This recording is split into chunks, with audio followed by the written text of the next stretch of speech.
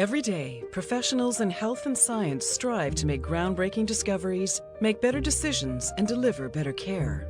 And we help them do it by empowering people with knowledge. But it isn't easy. There are always obstacles to overcome. One of Elsevier's boldest risks as a company was publishing Jewish German scholars exiled by the Nazi regime. Scientific progress was being crushed by prejudice, and director Ted Klautz believed history would judge him harshly if he didn't help these refugees get heard. Risking imprisonment or worse, Elsevier published English translations of their vital work. It was a brave, innovative decision and ensured that groundbreaking knowledge reached a global audience.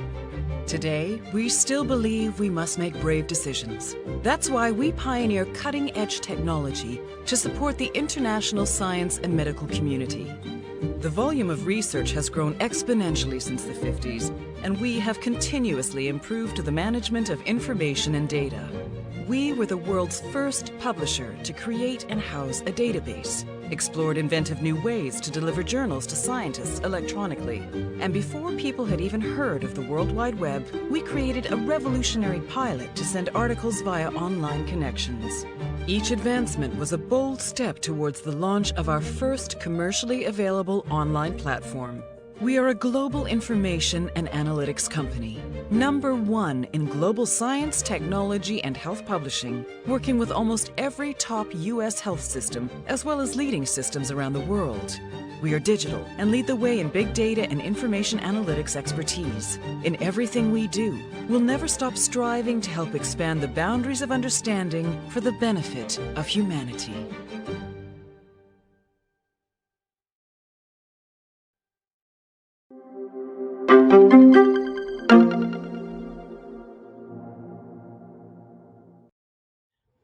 Damos inicio a este foro titulado El papel del medio parlamentario en la promoción de la ciencia inclusiva, en la que participaremos dos diputados cubanos, el diputado Luis Velázquez Pérez, presidente de la Comisión de Salud del Parlamento Latinoamericano, y estaré coordinando la mesa quien les habla, el diputado Miguel Enrique Charbonnet Martel, presidente en funciones de la Comisión de Educación, Cultura, Ciencia y los Medios del Parlamento Latinoamericano, y contaremos además con la senadora Naine, que es vicepresidente de la Comisión de Ciencia del Senado de la República del Uruguay.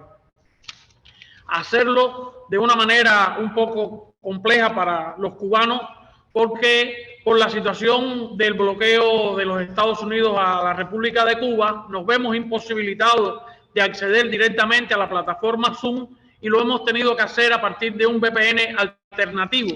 No obstante, como lo hemos hecho siempre, lograremos que el desarrollo de la actividad se haga con la calidad requerida. Los graves problemas que vive la humanidad y en general y la región Latinoamérica y el Caribe en particular no son consecuencias de un crecimiento poblacional desmedido y mucho menos de que sea una región escasa de recursos. La América Latina es una región muy rica en recursos naturales, petróleo, minerales, en muchos casos de las reservas mayores en el mundo.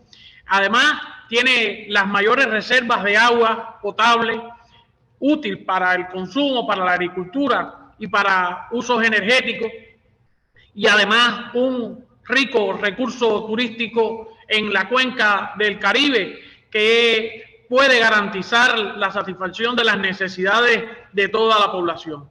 Pero para ello se necesita primero una adecuada administración de esos recursos y además el uso de la ciencia como uno de los medios para garantizar la explotación máxima de los recursos en respeto a la garantía de la supervivencia de la especie humana en el futuro, propio de una visión de desarrollo sostenible. Damos la palabra inicialmente al diputado Luis Velázquez, que nos va a presentar una exposición en torno a la ciencia de la sostenibilidad y la integración para enfrentar la COVID-19 en la región, el caso especial de Cuba. Doy la palabra y la bienvenida al doctor Luis Velázquez Pérez para su presentación.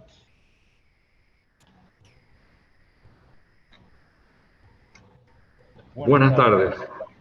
Quiero agradecerles a todos lo que ha tenido que ver con la preparación de este foro abierto de ciencias de América Latina y el Caribe, TILAD 2021, y considero que tiene un papel extraordinario en función del tema que se está proponiendo abordar en un momento crucial en la historia de la humanidad. Es por eso que yo abordaré este tema del papel de la ciencia de la sostenibilidad, el papel de la integración para poder enfrentar hoy la COVID-19 en la región, pero en el futuro también para enfrentar otras pandemias que pueden ocurrir y sobre las cuales ya estamos alertados. Y también me voy a referir a la experiencia de cómo Cuba ha enfrentado esta situación de la pandemia con métodos muy importantes que pueden servir de ejemplo para la región de América Latina y el Caribe. Quiero comenzar diciendo de que el progreso de la ciencia, de la tecnología y la innovación siempre han estado históricamente relacionados con el desarrollo de la sociedad humana, basado precisamente en la transformación de los diferentes procesos sociales que inciden en la vida transformadora de la sociedad humana en sentido general. Ahora, ese desarrollo tecnológico de alguna manera también tiene muchos beneficios, pero también genera peligros para la supervivencia de la especie humana. Muchas veces el hombre considera que puede dominar la naturaleza y realmente está muy lejos esa realidad. Es importante hoy tener en cuenta que la integración lleva un mensaje y mucho más para nuestra región, para que los profesionales de diferentes áreas del conocimiento, científicos, académicos, instituyan un diálogo abierto, constructivo, con otros tipos de conocimientos, que permita a incluir a nuevos actores sociales en los procesos de producción, difusión y uso de los conocimientos. La ventaja de la colaboración, la formación de redes y otros niveles de integración se están convirtiendo en un componente fundamental para enfrentar los nuevos desafíos de la era moderna. Estos desafíos exigen de modelos nuevos, con un enfoque científico diferente, una ciencia que integre, una ciencia abierta, donde la innovación social ocupe un espacio central y transformadora. En ello juega un papel importante la llamada ciencia de la sostenibilidad, que necesita de procesos de articulación regionales e interinstitucionales para poder asegurar la protección de la humanidad y de su hábitat natural. Yo considero que hoy tanto los parlamentarios, o sea, no solamente en el campo de los investigadores, de los profesores, sino los parlamentarios tenemos que entender que los modelos existentes hasta el momento tienen que revolucionarse, tienen que llevar el impacto de precisamente la innovación organizacional, transformadora, entre otros elementos. Hoy en el campo de la biomedicina, mucho más, cobra gran significado la prevención, el tratamiento personalizado, la intervención temprana, la medicina de precisión, el desarrollo de las neurociencias, de la genética, de la neurotecnología. Es precisamente esto, la llamada ciencia de la sostenibilidad, que ha venido a emerger y que hoy adquiere una gran importancia por los problemas que enfrenta la humanidad y que comenzó a desarrollarse al inicio del presente siglo, cuyo objetivo es integrar a las diferentes áreas del conocimiento para enfrentar a los complejos problemas que derivan de las sociedades humanas y los sistemas naturales. Tiene un carácter transdisciplinario, multidisciplinario e intersectorial que responde a los problemas locales, pero también a los problemas globales. Es otra manera, es una manera holística, una manera más integradora de ir eliminando las islas, los límites para crear nuevos puentes. Cada vez más la humanidad necesita de enfoques de esta naturaleza para enfrentar situaciones complejas, y un ejemplo donde existe una importante aplicación de la ciencia de la sostenibilidad lo constituye precisamente la integración para poder lograr para poder lograr frenar la actual pandemia producida por el nuevo coronavirus, el llamado SARS-CoV-2, al cual dedicaremos una parte de esta intervención por su vitalidad y que es un ejemplo a tener en cuenta en la aplicación de la llamada ciencia de la sostenibilidad, en la aplicación de lo que es la integración. El mundo se ha visto envuelto en una gran adversidad que quedará en la historia como una de las pandemias más grandes, pero también más graves que hemos tenido en los últimos 100 años. Después, posiblemente, de la llamada gripe española, producida por un nuevo coronavirus. Es una nueva enfermedad. 190 países y 29 territorios presentan casos de COVID-19. Ya ascienden a más de 143.293.000 los casos que se han confirmado, con 18.356.000 casos activos y más de 3.050.549 fallecidos, para una letalidad de 2,13. En la región de las Américas el panorama es muy complicado y mucho más en el área de América Latina y el Caribe.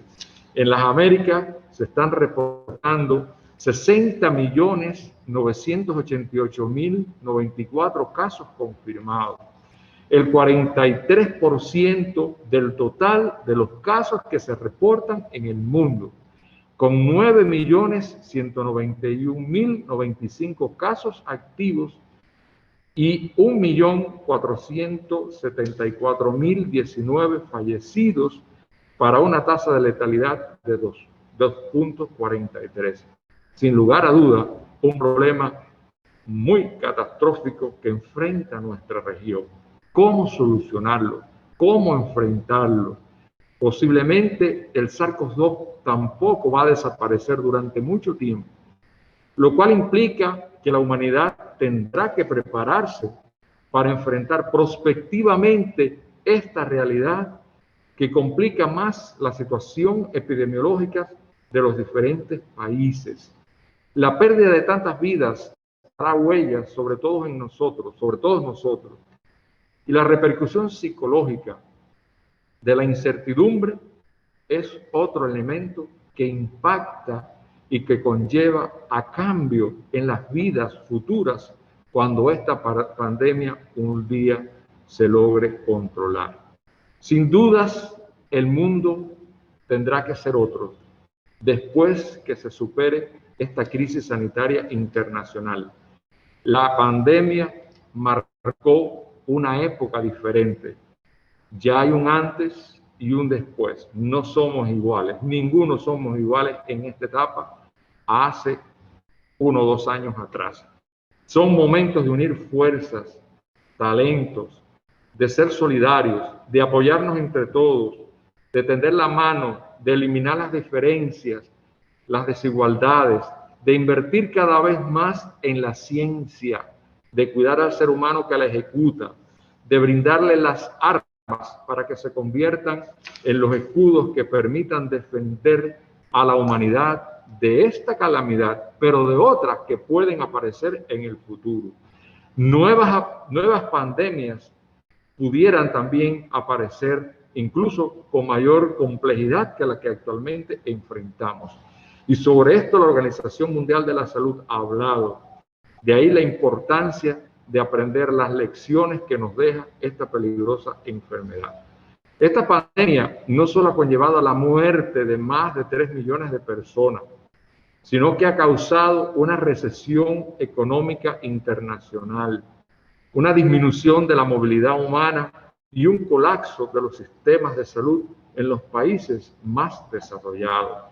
La situación epidemiológica es compleja y sin dudas es un ejemplo de cómo se afecta el desarrollo y la calidad de vida de los seres humanos en el planeta, con consecuencias que perdurarán durante décadas por la afectación biológica, social, psicológica y económica de la humanidad. Las soluciones a este problema exigen de cambios en las mentalidades de los seres humanos, cambios de paradigma en los modelos de la ciencia e innovación, con una proyección global, dinámica, con enfoques emergentes y respuesta a la inmediatez que el momento exige. No es posible avanzar, frenar problemas de este tipo de manera aislada. Nuevos enfoques de manejo y tratamiento rehabilitador se requerirán para enfrentar a los pacientes que enfermaron y se recuperaron, ya que el SARS-CoV-2 es un virus que viaja hasta el sistema nervioso y la posibilidad de secuelas a largo plazo en el sistema nervioso es una consideración a tener en cuenta, con problemas que pudieran acelerar los mecanismos de envejecimiento de la población, el surgimiento de nuevas afecciones degenerativas del sistema nervioso o acelerar la aparición de otras. De igual manera, requiere atención a aquellos problemas que quedan como consecuencia de la enfermedad del aparato respiratorio, renales, cardiovasculares y sistémicos que derivan de haber padecido la COVID. Para algunos, una vez que se padece este tipo de enfermedad, realmente no logramos liberarnos totalmente del efecto no solamente psicológico que deja la enfermedad, sino de otras huellas o secuelas que padece el ser humano. Y eso, por lo tanto, está requiriendo de otro nivel de integración, de otras investigaciones más profundas para poderlas enfrentar. Una particular atención requerirán los problemas mentales que de por sí la humanidad sufre ante esta situación epidemiológica compleja, ante el aislamiento social, ante las normas que hay que desarrollar y la incertidumbre en la que se vive. La población infantil y la adolescente sufren considerablemente y requerirá de manejos más integrales e innovadores para poderlos insertar en los procesos de aprendizaje y que puedan continuar su curso normal una vez que la pandemia termine. Ya se habla de una nueva generación, la generación como consecuencia de la pandemia, con características diferentes a las presentes y sobre todo en la población adolescente. El fenómeno tiene muchas aristas y un problema de este tipo, enfrentarlo, exige de que las sociedades eliminen la frontera, los límites, formen puentes, se integren para encontrar soluciones a un problema común a la gran mayoría de las naciones que hoy sufren de este problema. De igual manera, el desarrollo de antivirales novedosos que puedan frenar el curso de la enfermedad, al igual que las vacunas y otras terapias innovadoras, exigen de mayor rapidez. La pandemia demostró que la mayoría de los países no estaban preparados para enfrentar un problema de tal magnitud. He aquí un ejemplo de la aplicación de esa ciencia de la sostenibilidad, de la necesidad de la integración para poder enfrentar el presente, pero también el futuro que dejará esta pandemia.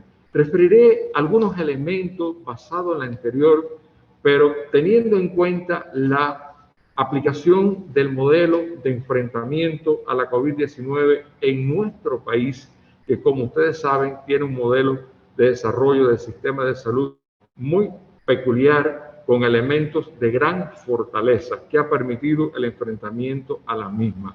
Y quería comenzar recordando que Cuba se preparó muy temprano con estrategias para poder enfrentar esta crisis sanitaria antes de que se diagnosticaran los primeros casos en Cuba y logró desarrollar un modelo de ciencia innovador centrado en la gestión de gobierno basada en la ciencia y la innovación, lo cual se despliega en la interacción permanente y sistemática con los científicos. Esa integración del Estado, el gobierno, directamente con los problemas de la ciencia es necesaria en situaciones de esta índole y forma parte de ese modelo de integración, de ese modelo innovador al que nos hemos estado refiriendo.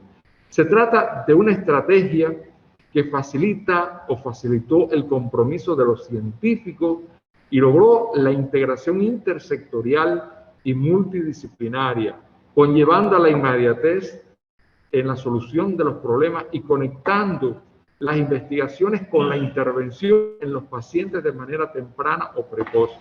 Surge así una especie de retroalimentación positiva donde las experiencias derivadas de las acciones directas sobre la comunidad afectada se utilizan para la perfección de las acciones médicas.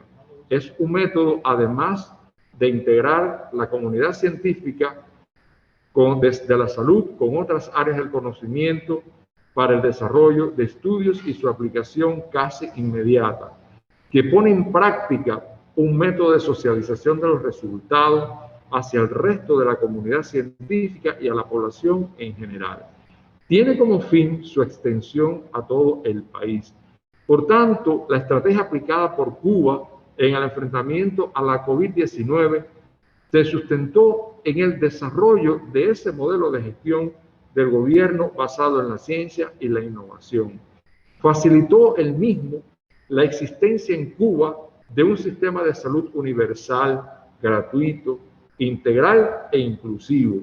La existencia en el país de una industria farmacéutica potente, Biocuba Pharma, así como un sistema de ciencia e innovación integrado. Se generaron productos innovadores con impactos en la asistencia médica, el desarrollo de investigaciones y acciones interinstitucionales e intersectoriales, la participación interdisciplinaria, así como la concientización y la participación también de la comunidad en función de una meta común. También producto de estas investigaciones se logró desarrollar 5 candidatos vacunales basados en plataformas tecnológicas ya establecidas en el país para otras vacunas que existen en Cuba. 2 de ellos, Soberana, Sobero2 y Actana, se encuentran en ensayos clínicos fase 3 y también contamos con el candidato vacunal Soberana Plus, que es posiblemente el único candidato que existe en el mundo dirigido a los convalecientes. Estos candidatos han garantizado la soberanía de la nación en el enfrentamiento a la pandemia.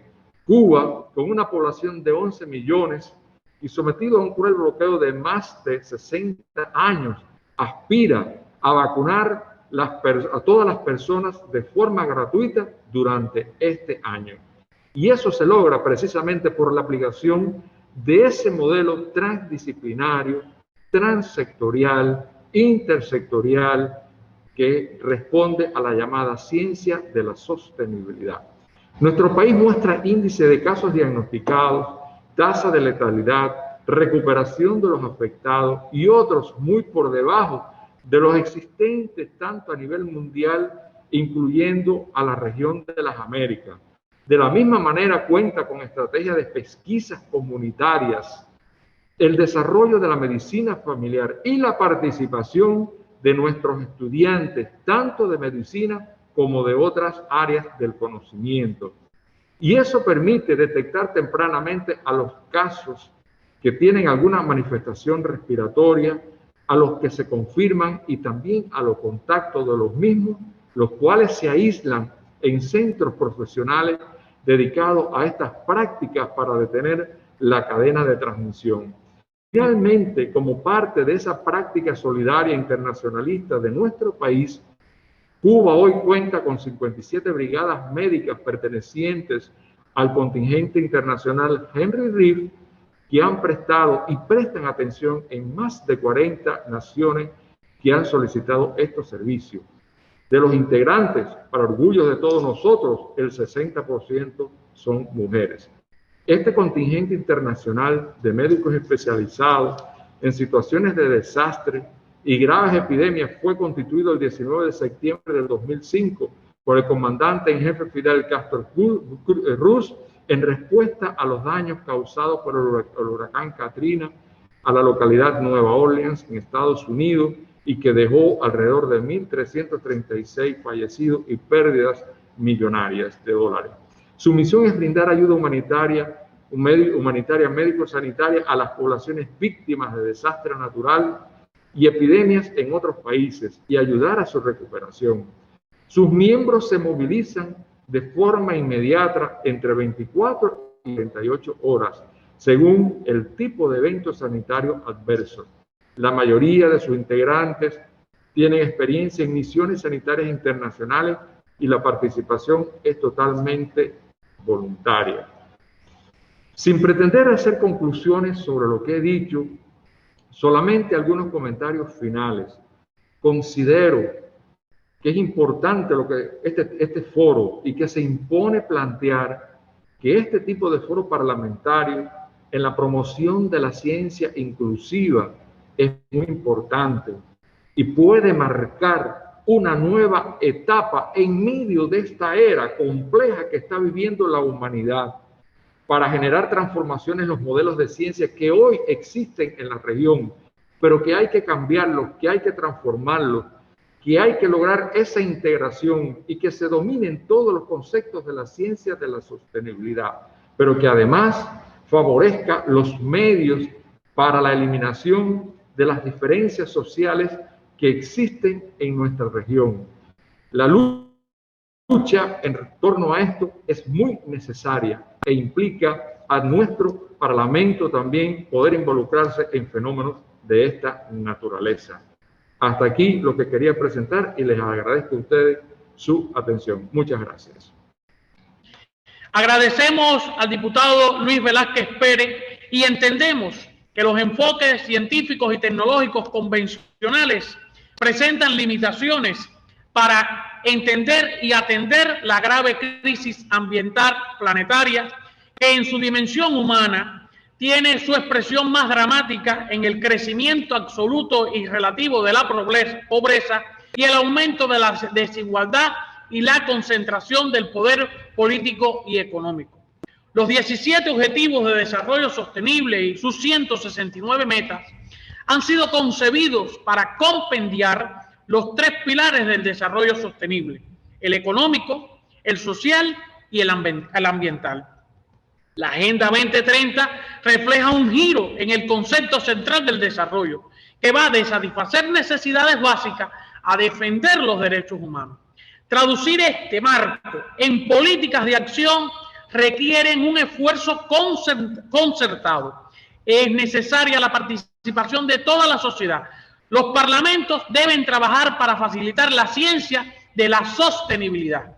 En ese sentido, damos la palabra a la senadora Silvia Nane Vincón, vicepresidente de la Comisión de Ciencia del Senado de la República Oriental del Uruguay, para que nos presente su disertación en torno a la necesidad de la integración de los sistemas de ciencia en la región para avanzar hacia el desarrollo sostenible y hacia una verdadera ciencia inclusiva y desde la experiencia del Uruguay.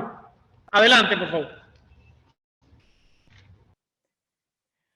Buen día, buenas tardes, buenas noches, según en qué punto del planeta los encuentre esta presentación del CILAC 2021.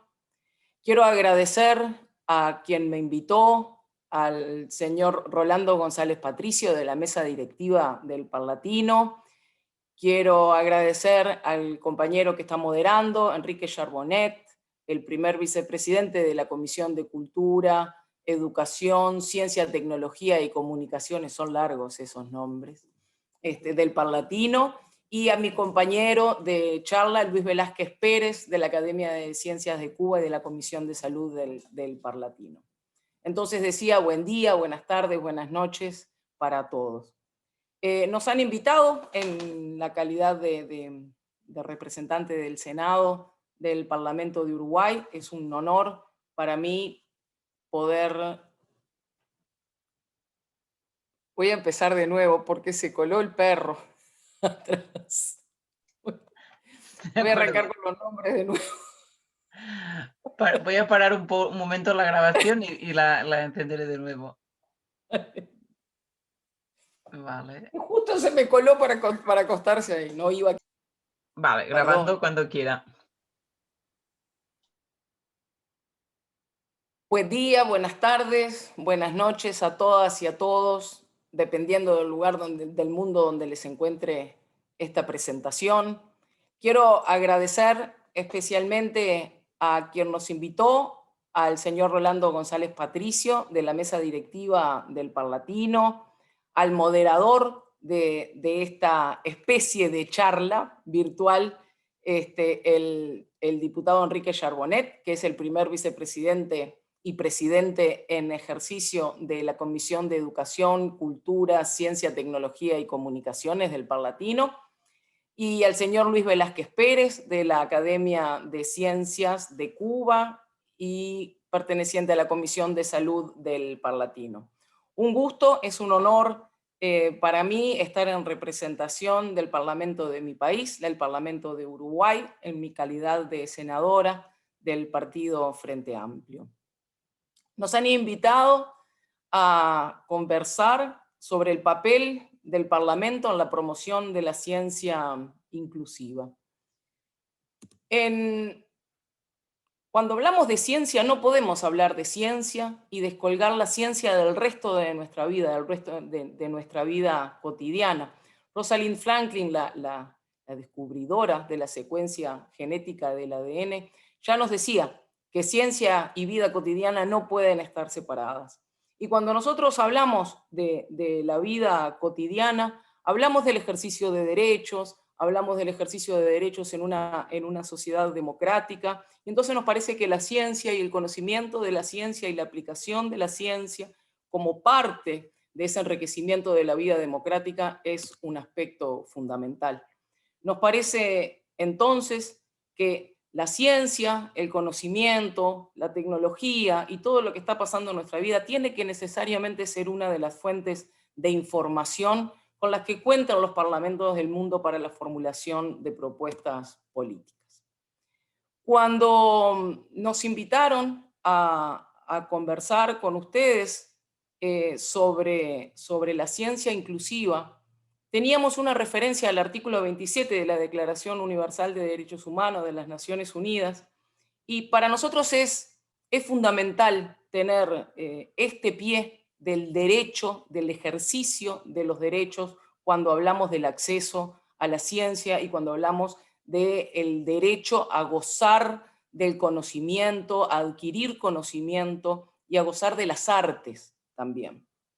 Una de las cosas que nos hizo reflexionar mirando en detenimiento este artículo es que muchas veces, quizá por una cuestión de formación de nuestros sistemas educativos, vemos las ciencias duras por un lado, las ciencias básicas por otro lado y las artes por otro lado. Para nosotros, esto que tiene que ver con la aplicación de la ciencia y de los conocimientos en la vida cotidiana tiene muchísimo que ver también con las artes, con empezar a incluir las industrias creativas y los ejercicios creativos dentro de lo que habitualmente le llamamos las ciencias duras. Somos un todo como seres humanos y tenemos el derecho a que el ejercicio de esos derechos y de esos goces sea pleno.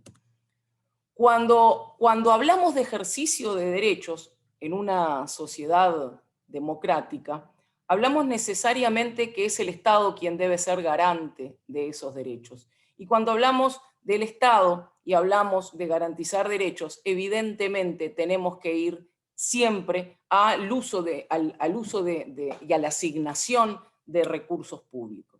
Esos recursos públicos muchas veces se traducen en asignaciones presupuestales, pero también gran parte de eso se traduce en políticas públicas, se traduce en ver más allá del tiempo que estamos viviendo, es ver con los ojos de otros y ver con la generosidad, ver el futuro con la generosidad que eso implica.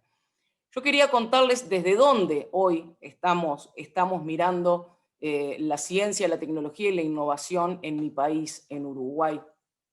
Nosotros hoy tenemos un 80% de internet en los hogares, que es producto de la empresa estatal de telecomunicaciones Antel. Eso ha garantizado que todas las escuelas, los liceos, los institutos y las universidades cuenten con conectividad por fibra óptica, también en un 80%, y que tengamos como país una conectividad móvil LTE, próximamente 5G, con unos niveles muy altos de penetración cercanos también al 80%. Entonces, ¿cuál es en este caso el recurso público que Uruguay ha invertido? En este caso es su empresa nacional de telecomunicaciones, que por ley tiene el monopolio de la comercialización de los servicios de telecomunicaciones. Uruguay tiene un cable submarino que pasa por Uruguay, por Brasil y viene de Estados Unidos, que nos brinda soberanía de nuestro país en términos de conectividad. Y pasamos de ser compradores de conectividad a poder ser proveedores de conectividad en la región. Esto significó una gran inversión pública, significó que la empresa de telecomunicaciones estatal se pusiera realmente al hombro el futuro del trabajo, el futuro de nuestros niños y de nuestras niñas, y que diera un piso a las empresas de tecnología para ser hoy uno de los componentes principales de las exportaciones de nuestro país. La receta, en este caso la receta uruguaya, fue el monopolio de las telecomunicaciones para poder garantizar el acceso democrático a todos los ciudadanos con la conectividad a Internet. Otra de las políticas importantes que significaron en mi país la formación de ciudadanía digital y poder también, eso que les decía, mirar el futuro, no con nuestros ojos, sino con los ojos de quienes lo van a vivir. Uruguay fue el primer país en implementar el programa OLPC, One Laptop Per Child, de Negroponte, y el plan Ceibal, se llamó Plan Ceibal, ya hace 12 años que se está implementando en toda la educación pública de Uruguay.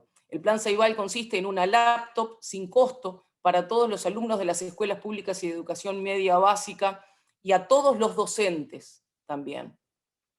Asimismo, por lo anterior que les decía, esta plataforma de conectividad y la plataforma educativa es absolutamente sin costo para quienes hacen uso de ella.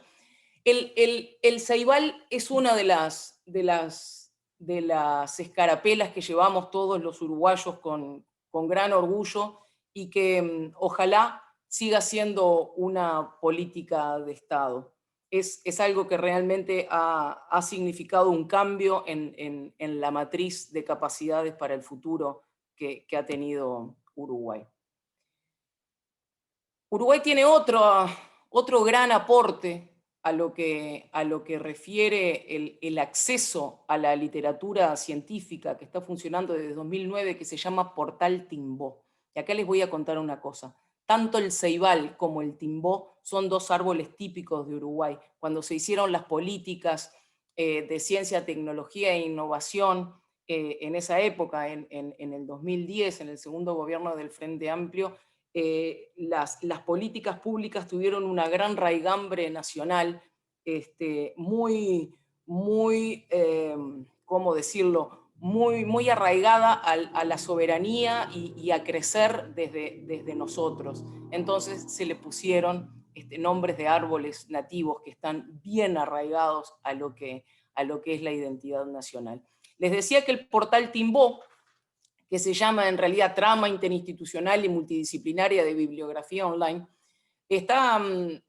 permite el acceso universal a literatura científica de las editoriales más renombradas del mundo. Hoy por hoy tiene unos 30 millones de contenido y Uruguay venía invirtiendo durante estos últimos años unos 2 millones de dólares en esto. No es que solo los científicos puedan acceder al Timbó.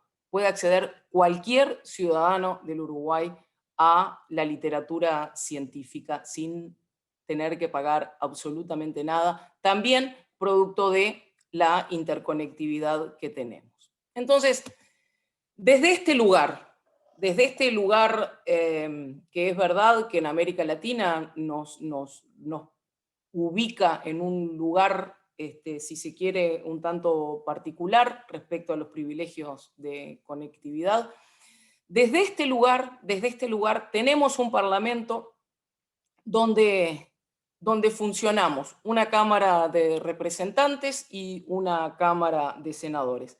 Ambas cámaras tienen sus comisiones respectivas de ciencia, innovación y tecnología.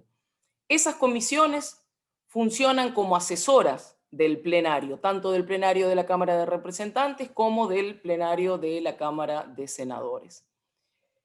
Nosotros entendemos el Parlamento como un lugar donde la democracia, donde el Estado democrático debate sus ideas y genera debate y genera legislación y política pública.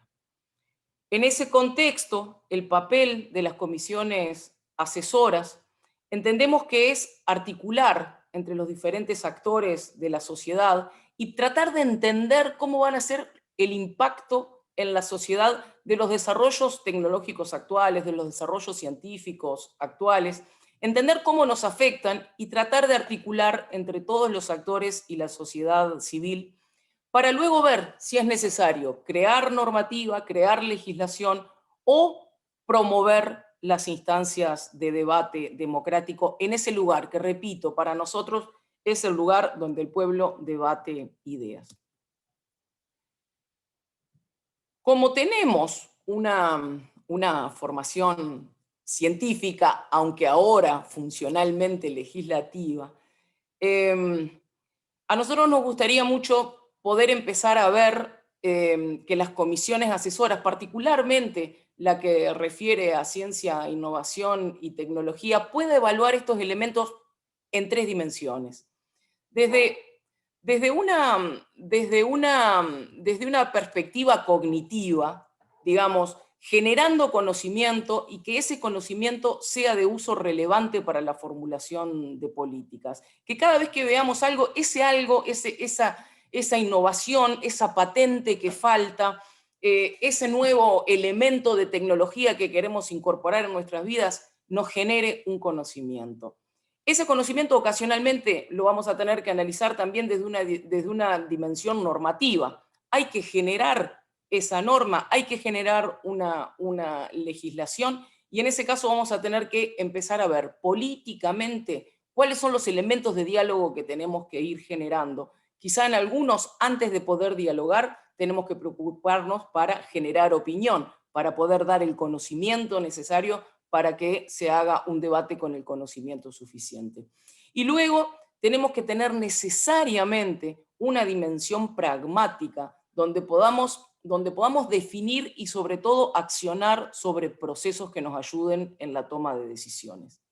Pero no solamente tenemos que trabajar la evaluación en base a dimensiones, sino que tenemos que tratar de ver cada objeto, nos parece, en función de tres objetos de análisis.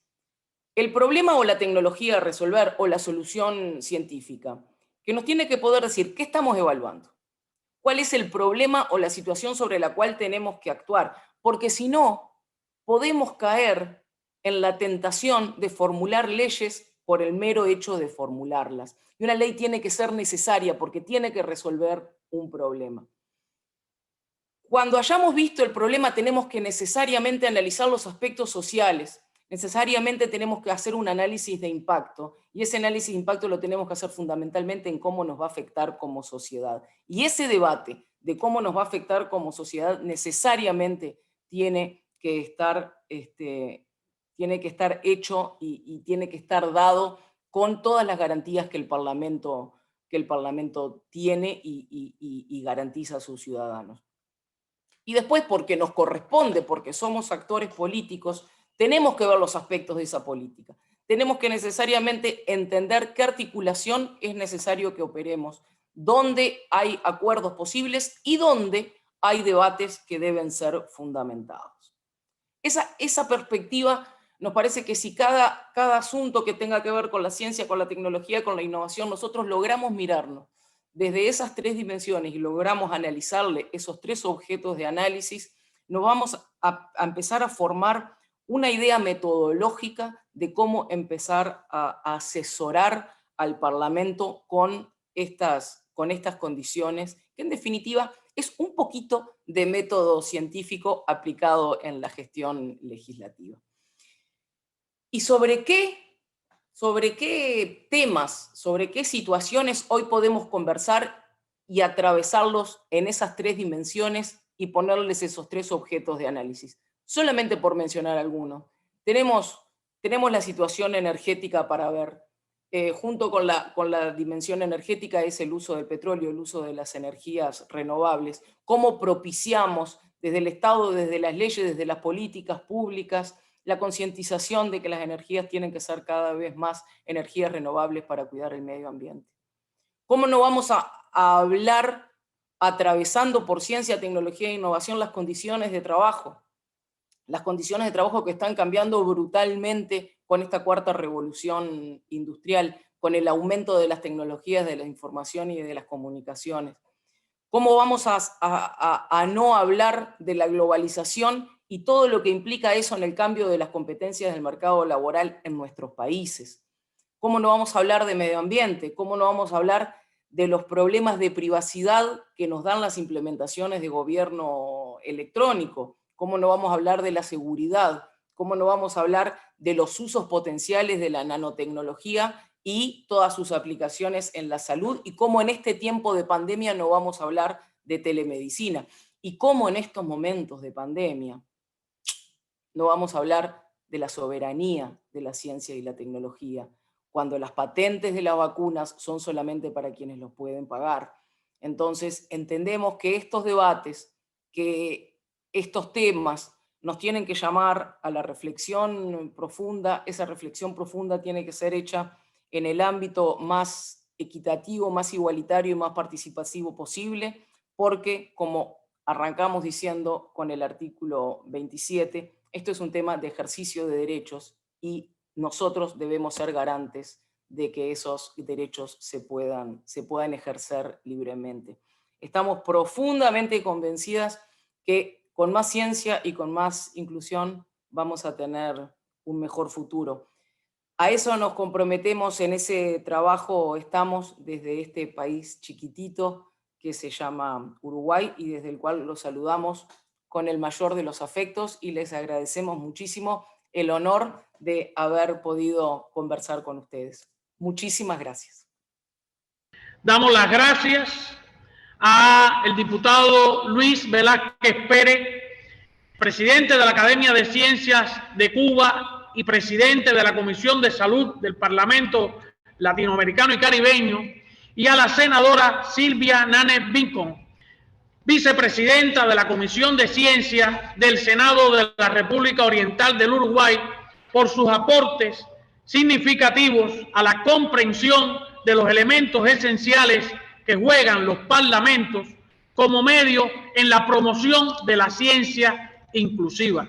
Los parlamentos pueden contribuir de diferente manera y todos al unísono en estos asuntos. Deben desarrollar un amplio plan de consulta pública del papel de la ciencia.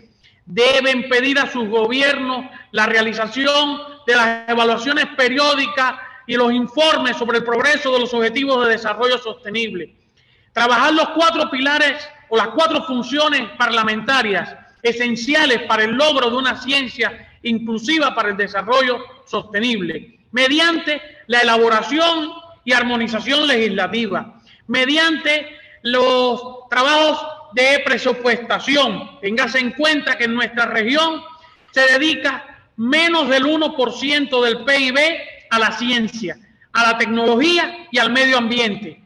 Desarrollar también su labor de vigilancia y de representación de los intereses del electorado, a partir de una consulta con organizaciones de la sociedad civil, de la consulta con las instituciones académicas, de la consulta con el sector privado.